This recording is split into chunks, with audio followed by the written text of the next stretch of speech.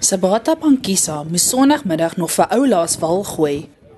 Pankisa se loodgieter van Bloemfontein en een van 'n span van meer as 30 wat inderhaas die afgelope 3 dae hierdie laer toilette moes oprig.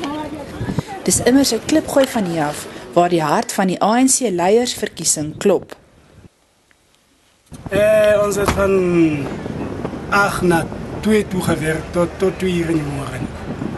So is harde werk. Ja, dit was moeilijk, was niet makkelijk. Wys gou vir my, wat is die moeilikste van dit hierso?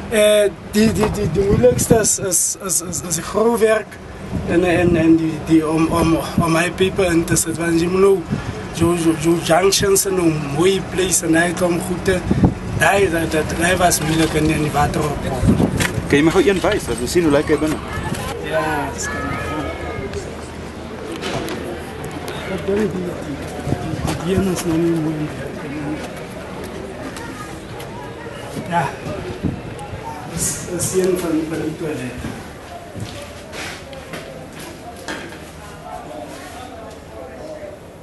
So dis netjies, die idee is dis netjieser as daai staantoilette wat mense gewoonlik sien. Ja, dit is eintlik, ja, ons kan maar sê fancy stuff. Die is